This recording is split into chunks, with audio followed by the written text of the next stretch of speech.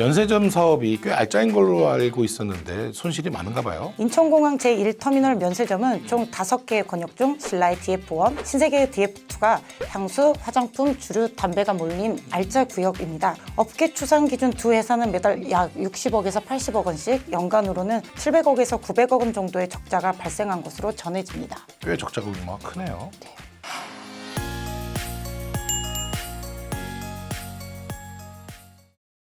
인천공항 면세점을 두고 유통업체와 공항공사 간 갈등이 벌어졌습니다. 황금알을 낳는 알짜 사업인 줄 알았는데 뭔가 복잡한 사정이 있어 보입니다. 이슈모니터에서 면세점을 둘러싼 유통업계의 고민을 풀어보겠습니다.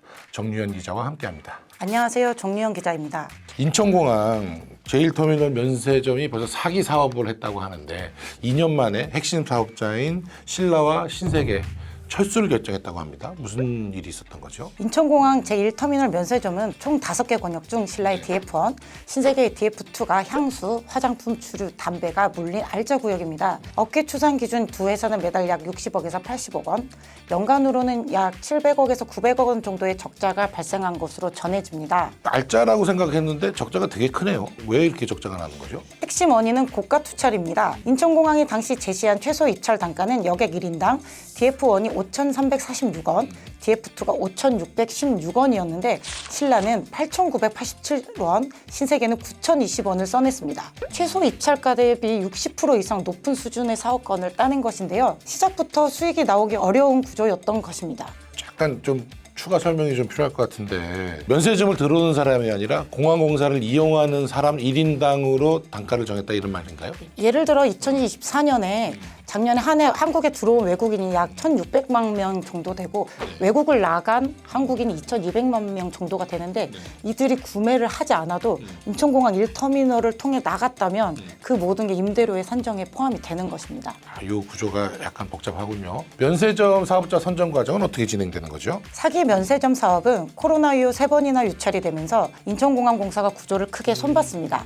계약 기간을 보면 기존에는 기본 5년 계약에 연장 심사를 거쳐 2년이 추가돼 최대 7년을 운영했다면 사기는 최대 10년 운영이 가능해졌습니다. 고가로 입찰을 해도 10년 동안 변화가 없겠네요. 업체 입장에서는 고가로 입찰을 해서 들어갔고 10년 동안 안정성이 보장이 된다는 강점이 있었습니다. 임대료 방식 아까 잠깐 얘기를 했었는데 임대료 방식에 어떤 변화가 있었던 건가요? 과거에 매출이 부진해도 최소 보장액을 내야 하는 고정 임대료 방식이라 업계의 부담이 좀 컸습니다. 업계의 목소리를 반영해 사기부터는 여객수 연동형 방식으로 전환했습니다. 업계에서도 좋아했던 방식인가요? 꼭 그렇지는 않습니다. 업계는 애초부터 매출 연동형이 가장 합리적이라고 주장을 해왔습니다. 제 생각에도 이용한 사람 대비 얼마씩 내는 게 맞는 것 같은데. 근데 인천공항 입장에서는 고정 임대료 체계에서 좀 많은 수익을 냈었는데 그 중간 단계를 찾기 위해 도입했던 것이 여객수 연동형 방식이라고 생각이 듭니다. 이게 여객수 연동 방식이 사업자에게는 결과적으로 부담이 크게 작용한 거죠. 핵심은 여객수가 늘어나는 속도와 실제 매출이 늘어나는 속도가 좀 따로 움직였다는 것인데요. 여객 산정에는 환승객, 미성년자 등 소비를 거의 하지 않는 일반 여행객까지 모두 포함이 됩니다. 여기에 이제 매출을 끌어주는 핵심 소비층이 줄었습니다. 큰 손인 중국인들의 소비 패턴이 실속형으로 변화했고 내국인의 경우 주로 온라인 채널을 이용하면서 객단가에 영향을 줬습니다. 여기에 제도 변화까지 겹치며 객단가 하락이 더 가속화됐습니다. 혹시 해외 나가실 때 면세점에서 주류를 구매해 본 경험이 있으신가요? 필수죠. 우리 술 좋아하기 때문에 맨날 삽니다.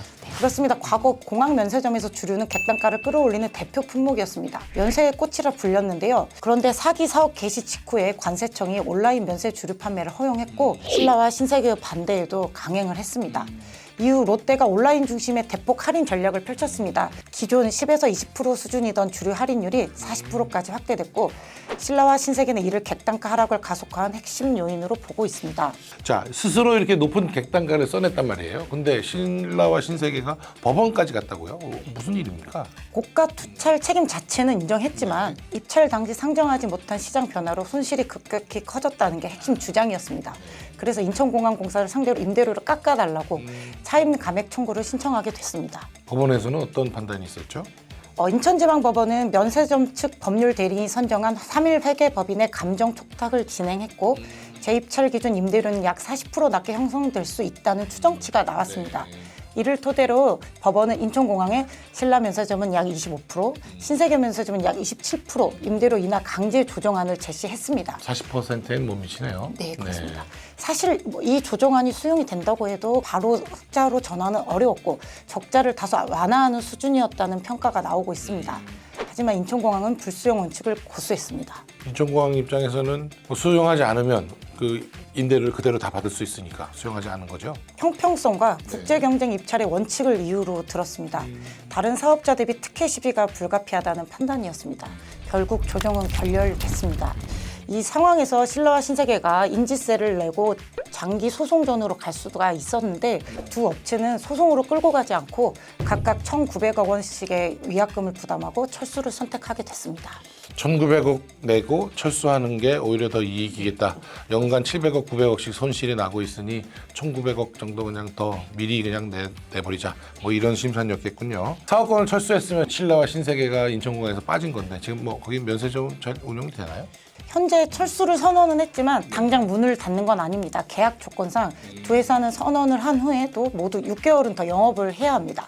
신라는 내년 3월까지, 신세계는 내년 4월까지 각각 DF1과 DF2 구역을 운영합니다. 다만 이번에 철수하는 건 DF1과 DF2 이 핵심 구역만이기 때문에 기존의 신라의 DF3, 신세계 DF4 등 다른 구역은 그대로 영업을 이어갑니다. 재입찰 절차는 통상 약 4개월이 소요되는 만큼 내년 공백이 발생하기 전에 인천공항도 새 사업자를 선정해야 합니다.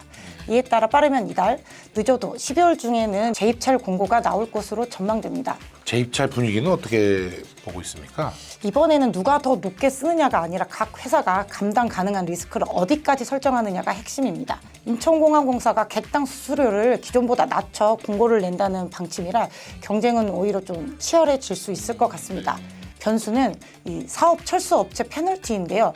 페널티가 강하면 신규 사업자 중심으로 또 완화된다면 기존 사업자도 다시 들어와서 경쟁 구도가 더 복잡해질 수 있습니다. 또 이번에 뭐 약간 신라와 신세계가 빠진다고 그러는데 새 플레이어로 어디가 좀 거론되고 있죠? 역시나 업계 1위 롯데 면세점이 가장 유력한 후보로 거론되고 있습니다. 현대 DF도 거론이 되고 있는데요.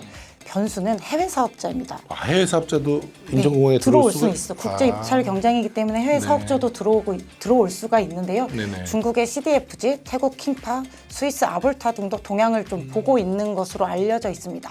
다만 전반적으로 국내 면세 업계는 외국계가 인천공항의 그 브랜드 가치만 보고 또 고가로 베팅에 치고 들어오는 시나리오를 좀 가장 경계를 하고 있습니다. 이번 이런 면세점 사태로 신라 신세계가 약간 손실도 받고 위약금도 내고 했는데 최근 주가에는 어떤 영향이 좀 있었나요? 제가 어제 주가를 좀 검색을 해봤는데 호텔 신라의 주가는 44,000원에 45,000원대 그 크게 변동성이 크지는 않은 편인 것 같습니다.